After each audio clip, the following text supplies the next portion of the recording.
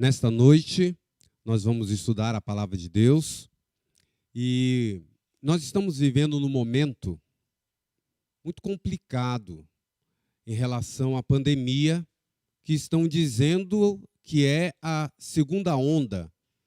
Mas hoje eu estava lá conversando com os meus filhos e eles diziam assim, na verdade, existe aí alguns memes na internet falando sobre a pandemia, que a gente nem saiu da primeira, não tem segunda onda, né? Na verdade, a gente está vivendo um momento muito difícil. Eu não sei você, mas a gente está agora com pessoas muito próximas da gente. E antes de vir para cá, no grupo de pastores ali, o pastor Enildo, que é o departamental de educação, pedia a oração a favor de um professor aqui da nossa rede adventista, na Zona Leste. Eu não lembro o nome dele, mas é um professor na educação adventista da Associação Paulista Leste que veio a falecer de Covid. E hoje nós recebemos a notícia que o professor Marildo, pastor Marildo, que é o tesoureiro aqui da Associação Paulistana, também ele, a Ilma, que é muito conhecida, a esposa, foram acometidos de Covid e ele teve que ser internado ali no Hospital Adventista e está internado. Uma outra pessoa, muito amiga minha, o pastor Eufrásio, se jubilou esse ano. Ele com a professora Marilda, que é sua esposa, também estão acometidos de Covid. Deixa eu tomar uma água aqui, irmãos.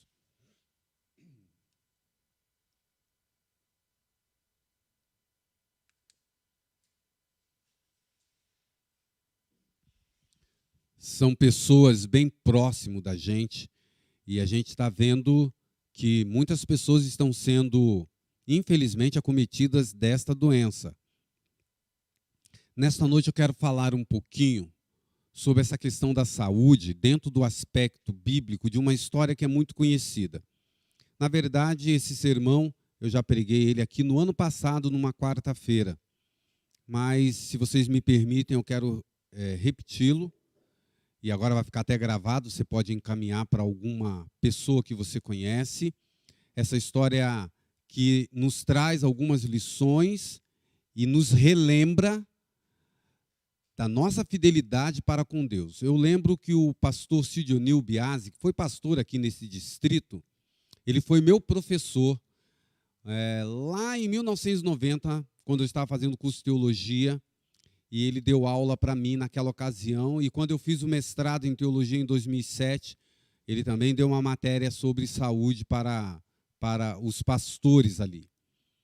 E ele falou de um trinômio que é repetido em algumas histórias da Bíblia, que ele falava revelação, fé e prática. Deus revela, a gente tem fé e pratica aquilo que ele revela. Eu lembro da história de Noé. Noé teve a revelação de Deus que haveria um dilúvio. Ele praticou exatamente o que Deus mandou. E ele e sua família foram salvos. E essa história que eu vou contar agora, eu peço a você que me acompanhe, acho que a gente vai conseguir usar o PowerPoint, mas você vai precisar abrir aí primeiro no livro de 2 Reis, no capítulo 5, do verso 1 ao 14, está aparecendo aí para você. Vocês conseguem botar pelo menos um pouquinho de retorno aqui dentro do microfone? Não precisa colocar muito alto, não, mas para eu me guiar também. Aí está, você vai precisar abrir a sua Bíblia, 2 Reis, capítulo 5, do verso 1 ao 14. Aumenta um pouquinho mais.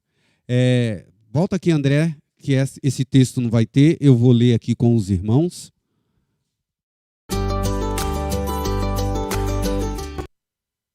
Isso. Vamos ler, irmãos. 2 Reis, capítulo 5, diz assim: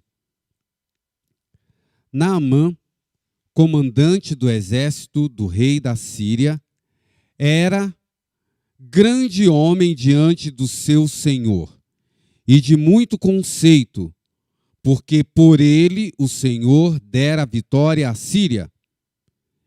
Era ele herói de guerra, porém leproso. Verso 2. Saíram tropas da Síria e da terra de Israel e levaram cativo uma menina que ficou ao serviço da mulher de Naamã. Disse ela à sua senhora: tomara o meu senhor estivesse diante do profeta que está em Samaria, e ele o restauraria da sua lepra. Então,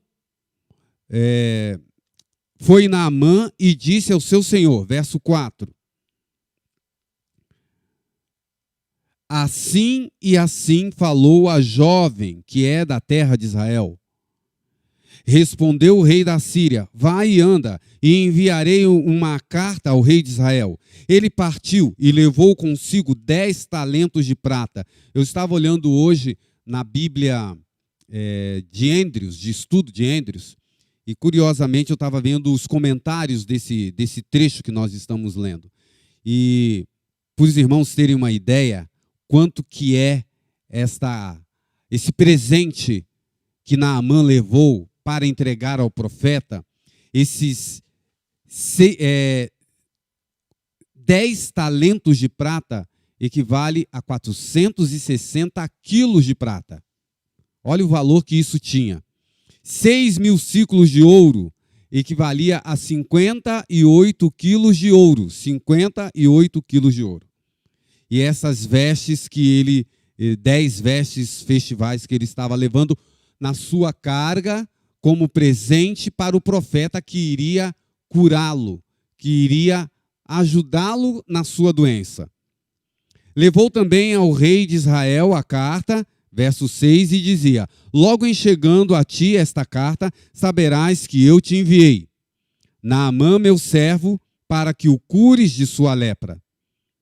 Tendo lido o rei de Israel a carta, rasgou as suas vestes e disse: acaso sou Deus com o poder de tirar a vida ou dá-la, para que este envie a mim um homem, para que eu o cure de sua lepra?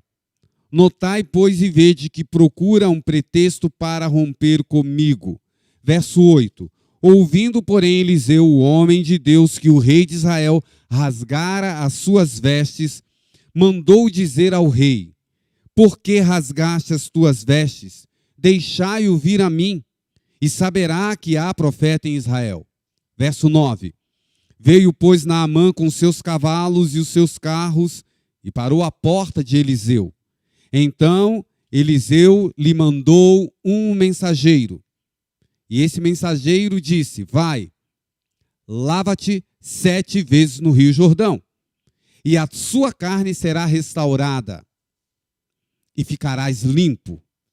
Naamã, porém, verso 11, muito se indignou, e se foi, e dizia: pensava eu que ele sairia ter comigo, por se ia em pé, invocaria o nome do Senhor, o seu Deus, moveria a mão sobre o lugar da lepra e restauraria o leproso. Não são, porventura, Abana e Fafa, rios de Damasco, melhores que todas as águas de Israel?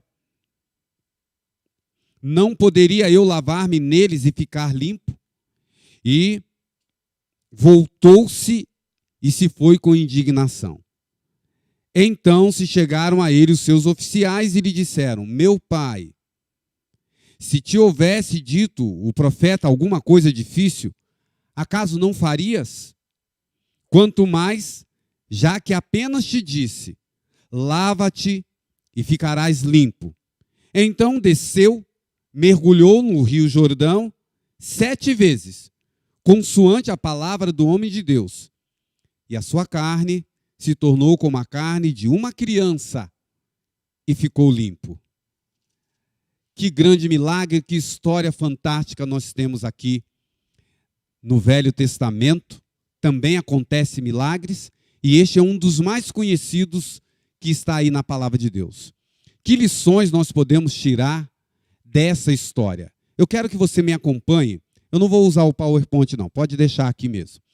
nos trechos que você abriu a Bíblia aí e vamos tirar algumas lições práticas para mim e para você nesse meio dessa pandemia que a gente está vivendo. Eu gosto sempre de lembrar, irmãos, lá no Novo Testamento, falando do crescimento de Jesus, existe um texto que faz com que a gente entenda que o ser humano tem pelo menos 3 dimensões. Lucas capítulo 2, verso 52, está explícito ali, falando do crescimento do menino Jesus, que Jesus crescia em sabedoria, estatura e graça, físico, mental e espiritual. Eu e você temos essas 3 dimensões. Na semana passada, escutando a CBN, a rádio CBN, estava ali alguém falando sobre mais um estudo científico da relação que existe da fé, da relação que existe da questão espiritual na cura e nas questões da restauração da saúde, ou da manutenção da saúde. Esses 3 aspectos nós não podemos esquecer. O ser humano tem uma saúde mental, emocional, que precisa ser cuidada. Eu lembro que agora está passando uma série aí no Fantástico com Drauzio Varela, novamente tratando dessas doenças da alma, como dizem. Depressão, síndrome do pânico. No domingo passado eu assisti um que estava falando sobre a ansiedade, pessoa que não consegue dormir. E aí vem essas doenças da mente. Mas também nós temos a nossa saúde física, o nosso corpo e a nossa saúde espiritual, que a gente precisa cuidar. Então, essa história vai nos dar uma dica do próprio Deus de como Ele quer que a gente cuide da nossa saúde. Mas vamos, alguns aspectos que me saltam aos olhos. No início da história diz que o homem, Naamã, tinha uma reputação muito alta. O primeiro verso diz que ele era grande homem diante do rei. Através dele, Deus, o Senhor, tinha dado a vitória sobre o povo de Israel, inclusive. Ele tinha um bom conceito. Ele era um homem rico. O presente que ele levou para o profeta era algo realmente de muito valor. Ele tinha posses. E aí a gente já aprende uma grande lição. Do que adianta você ser rico, ter muita posse e não ter saúde? Ele era doente e na ocasião ele tinha uma doença incurável. Ele poderia ir para os melhores hospitais, mas não adiantaria. Porque a ciência não tinha achado uma cura. Está como nós estamos hoje, todo mundo indo atrás da bendita da vacina. Quantos ricos, mundo afora, com todo o seu poder e dinheiro, contraíram Covid e alguns deles até faleceram. Sabe, irmãos, aqui está um aspecto que a gente precisa entender. Nós todos somos vulneráveis nesta área que se chama doença. E aqui estava uma menina que trabalhava cativa, presa, escrava. E ela, quando olha para o seu senhor, fala para sua dona, né, para a esposa de Naamã, se o meu senhor, se Naamã fosse até Samaria e entrasse em contato com o profeta, lá existe um homem de Deus, que poderia curá-lo. E Naamã acreditou na palavra desta menina. E quando a gente compara essa menina com a atitude do rei, porque Naamã agora pega uma carta do rei da Síria, Naamã pega todos os presentes, acredita na menina, era a sua chance de cura, e vai até Israel, encontra o rei, leva a carta. Quando o rei de Israel lê a carta, ele rasga as vestes, como tristeza, sinal de angústia, e ainda diz que o rei da Síria estava fazendo uma pegadinha com ele, porque como ele, um ser humano, teria o poder que só Deus tem de dar a vida ou tirar a vida, ou de curar uma pessoa. E aí vem o primeiro contraste, irmãos, quando eu li essa história. Uma menina, uma jovem, porque diz aqui, deixe-me achar o verso, que usa exatamente essa expressão, porque no verso 2 diz que uma menina cativa, mas mais para frente diz que era uma jovem, No verso 4, então foi Naamã e disse ao seu senhor, assim falou a jovem. Será que ela era ali uma pré-adolescente ou, quem sabe, uma adolescente virando um jovem? Mas uma coisa eu sei, a menina tinha o conhecimento que o rei não tinha. A menina sabia que havia profeta em Israel e o rei não sabia. Às vezes a gente olha uma criança e não dá bola para aquela criança. A gente acha que a criança está ali sem prestar atenção no que está sendo falado, talvez num culto, mas ela está atenta. E quão é valioso a escola sabatina, o hall, o jardim. Talvez essa menina passou por todas essas fases na sua igreja ali em Israel. E ela ouviu falar do profeta. E ela sabia que existia profeta em Israel. Na sequência da história, me chama a atenção a reação do profeta. Porque quando ele soube que o rei rasgou as vestes e estava chorando, e aí ele diz assim, ouvindo, porém, Eliseu, verso 8, o homem de Deus, que o rei de Israel rasgara as suas vestes, mandou dizer o rei, por que rasgaste as tuas vestes? Deixai vir a mim, e saberá que há profeta em Israel. Aqui tem uma outra parada para uma aplicação espiritual que eu queria tirar para você e para mim. Nós, o povo de Deus, nós acreditamos que a salvação não veio só para o povo de Israel, mas o Israel dos gentios, do livro de Atos, que os apóstolos pregaram ao mundo inteiro, o Pentecoste, o evangelho chegou aos confins da terra, chegou até a mim, até a você. E aqui nós acreditamos que somos hoje o Israel moderno, não a nação de Israel, mas todo o povo de Deus espalhado pelo mundo.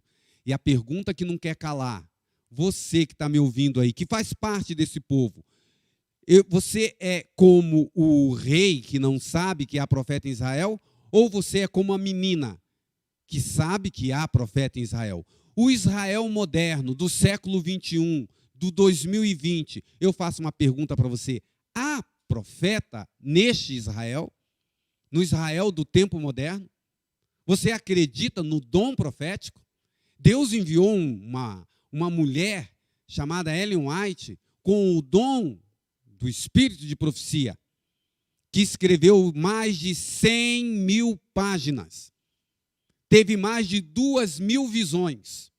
Deus falou com ela e deixou escrito diversas orientações para o povo nesse tempo do fim. Mas alguns não acreditam nesse profeta. É como o rei. Não há profetisa em Israel, mas eu quero te dizer, há profeta também no Israel moderno. E Deus tem falado através dessa mulher. Você já leu os livros de Ellen White? Leu alguma coisa que ela inspiradamente escreveu para a minha orientação e para a sua? Então eu quero afirmar para você, seja como a menina e não como o rei. Porque há profeta em Israel. Na sequência da história, algo que me chama a atenção também, é que depois do rei receber a mensagem, Naamã sai da presença do rei e vai em direção da casa do profeta. Não é assim? E olha o que acontece nesse encontro. O Naamã diz, finalmente, realmente, há profeta em Israel. E vai em direção à casa de Naamã, com todos os presentes. E quando ele está chegando na casa de Naamã, Naamã não recebe ele. O que Naamã faz? Manda, irmãos, eu gosto de estudar a Bíblia e as palavras, eu gosto das palavras. O meu filho mais novo também é das letras, né? As palavras e os detalhes. Se você olhar, leia comigo, eu não sei se você prestou atenção, mas olha como tem uma aplicação bonita. O verso 9, veio, pois, Naamã com seus cavalos e os seus carros e parou à porta da casa de Eliseu. Aí o verso 10, então Eliseu mandou o quê? Um mensageiro. Mandou um mensageiro. O que o mensageiro tem? Uma mensagem.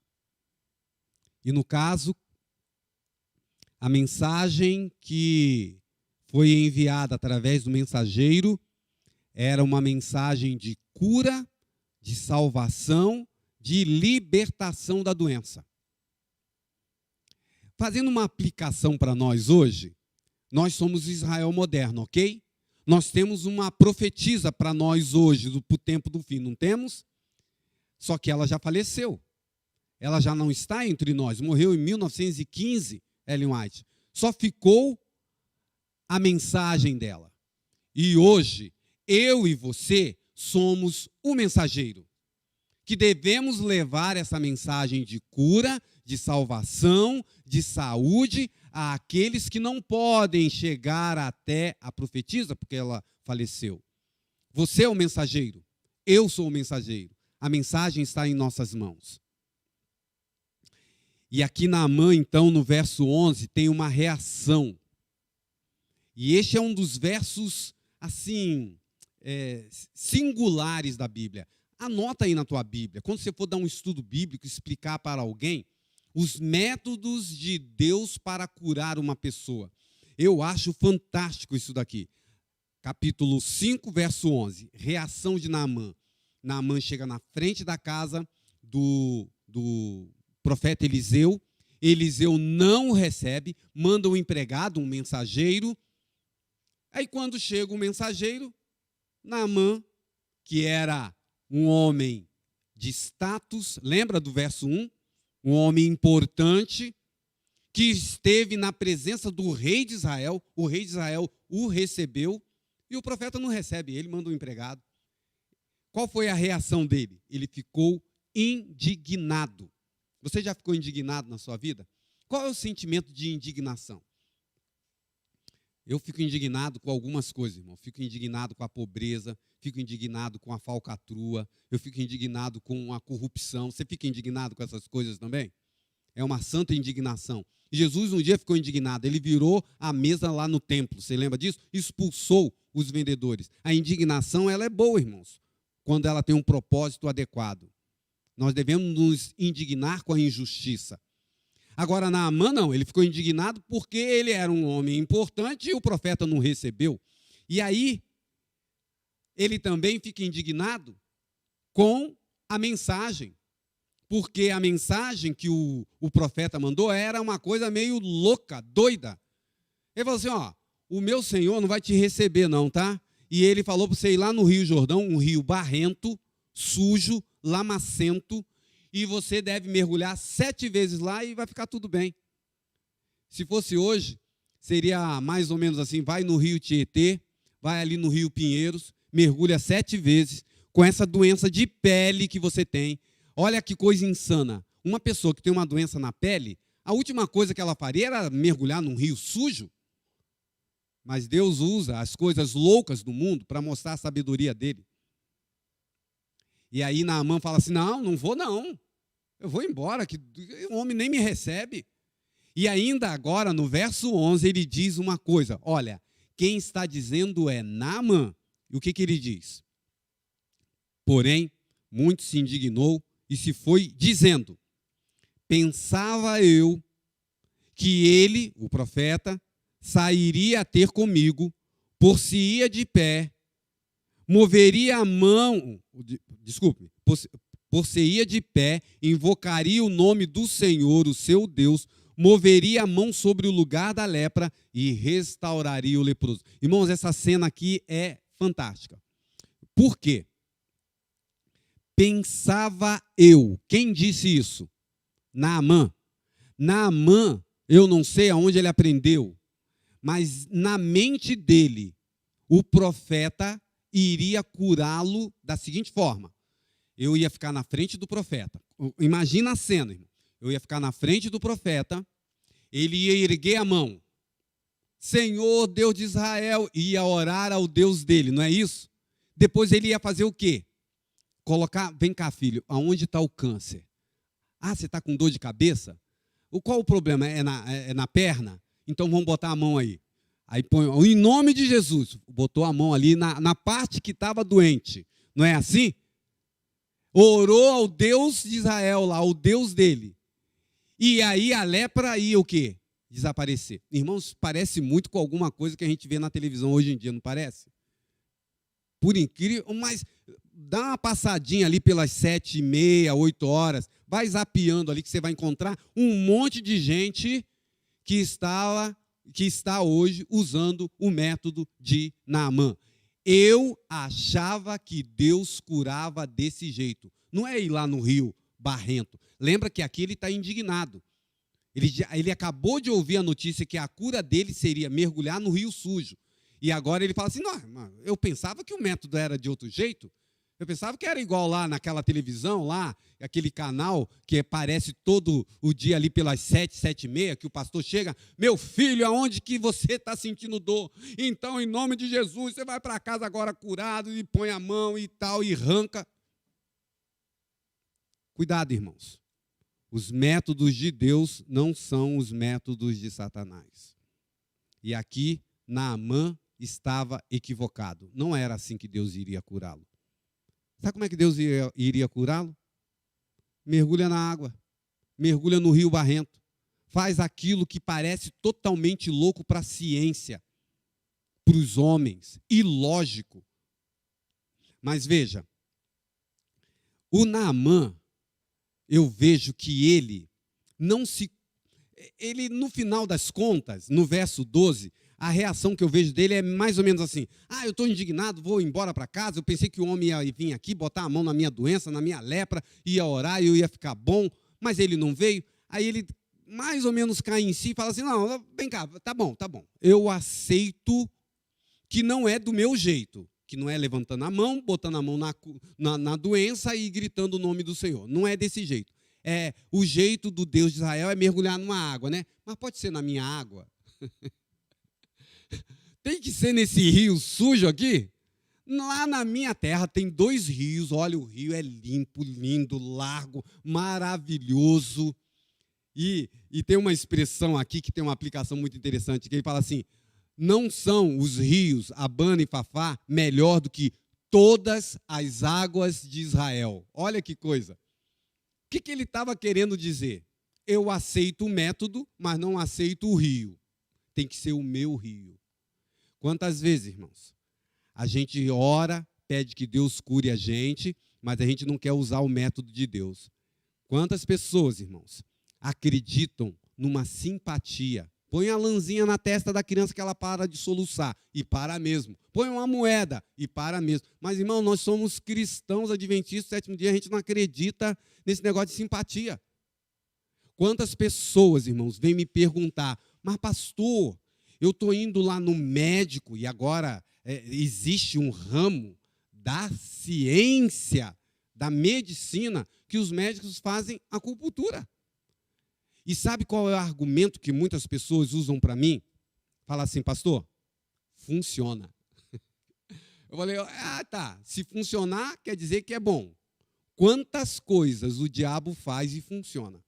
Um dia eu estava chegando em casa, estava vendo o Goulart de Andrade, Comando da Madrugada. Os velhos igual eu vão lembrar desse programa que passava na Band, na Record, muito tempo atrás, Comando da Madrugada. Ele ia nos lugares mais inusitados. Nesse dia ele estava lá para o lado da Bahia, filmando um centro espírita, onde o cara recebia um médium espírita. Ele recebia um espírito do famoso Dr. Fritz, um médico alemão morto, e ele fazia operação mediúnica. E o Goulart de Andrade estava lá filmando. Aí chegou um cidadão, uma fila de gente do lado de fora, e o cidadão falou, estou com um tumor aqui, estou com raio-x. Aí o espírito, já empossado lá do espírito. Aí ele pegou uma caneta sem carga, uma caneta Bic, arrancou a carga e fez a operação. E filmando. E eu, curioso, fiquei olhando, né? Tirou o tumor assim, na frente da câmera. Você acha que aquilo ali é charlatanismo? Que é um truque de câmera? Você acha que o diabo não tem poder de fazer operação mediúnica?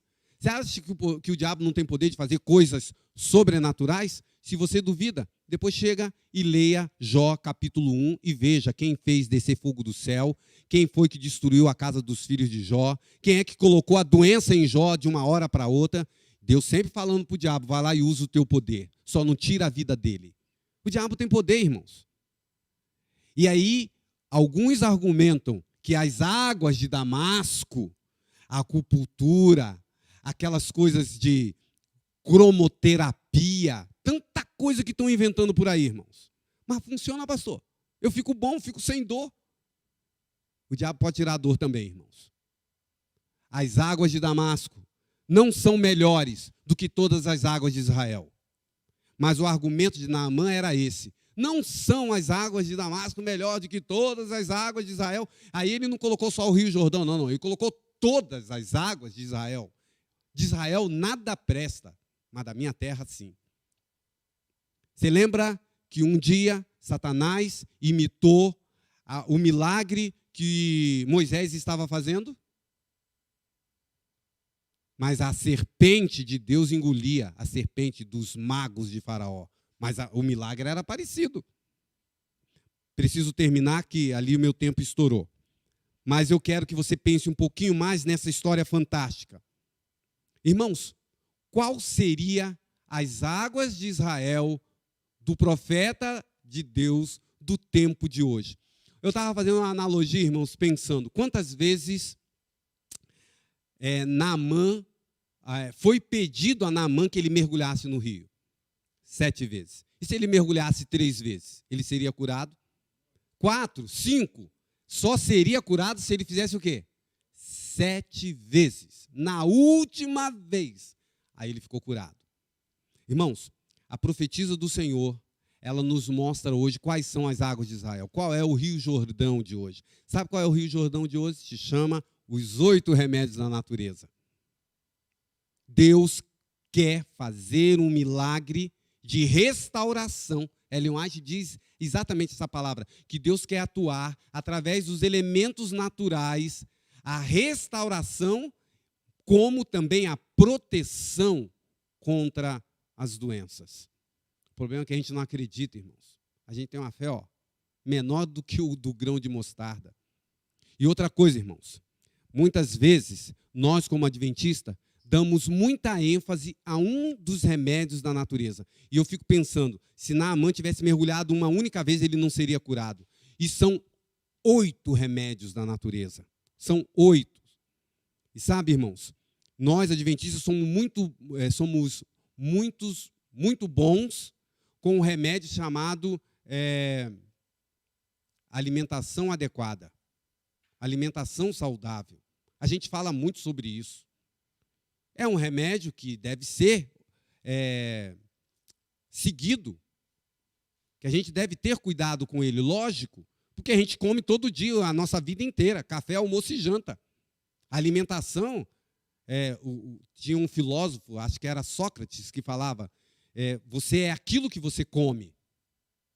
A alimentação ela é muito importante, mas, irmãos, um mergulho no rio não ia resolver. Tem gente que não come carne, não bebe leite, tudo isso é certo, não é errado. Eu e você deveríamos fazer esse conselho. Deus é que está falando que a gente deveria cuidar da nossa saúde física. Mas, irmãos, nada adianta você ter uma alimentação adequada, não beber água. Nada adianta você beber água e não fazer exercício.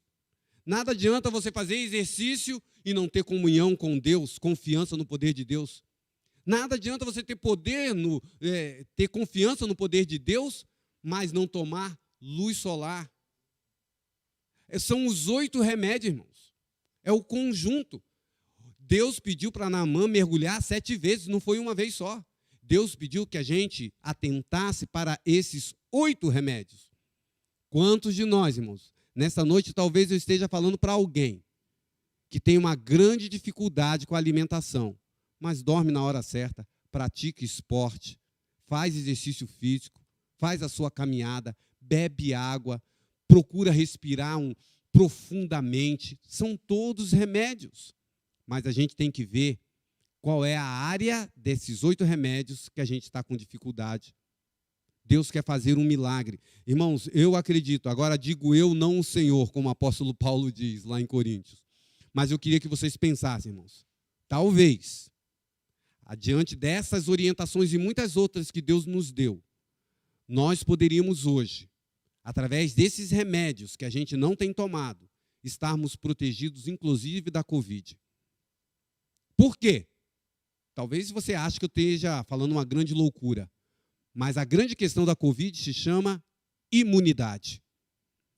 E esses remédios na natureza, Eu estava ali conversando com a minha esposa, o meu filho, comigo também, o meu problema, e eu devo estar falando para alguém que vai vestir a carapuça agora. Irmãos, uma das vitaminas que mais sente falta às pessoas na modernidade, chama vitamina D. Meu filho passou no médico agora, está tomando 50 mil miligramas, acho que é isso. É uma dosagem muito alta. A gente não toma sol, acorda de madrugada, entra no ônibus, entra no shopping, entra na loja, sai 1 dia, 2 dias, 10 dias sem tomar sol. E cadê a vitamina D? A ausência de vitamina D traz tantos problemas para a nossa saúde, inclusive na saúde emocional. Um remedinho barato. Sabe, irmãos, nessa história, eu quero crer que Deus quer falar comigo e contigo que está aí na sua casa. Como você tem praticado, lembra do trinômio? Revelação, Deus revelou. Fé, eu acredito, então eu pratico. Que o Senhor tenha misericórdia de mim e de você. Que a gente comece a prestar atenção no profeta do Senhor, porque ele tem uma mensagem de cura para mim e para você. E ele quer que a gente leve essa mensagem de cura para outros também. Uma mensagem de restauração, uma mensagem de saúde, uma mensagem que vai fazer diferença nesse tempo onde o diabo está tentando usar o método dele de cura. A minha oração nessa semana é que você e eu tenhamos saúde. Que Deus nos proteja, mas que a gente vá ao encontro do remédio de Deus.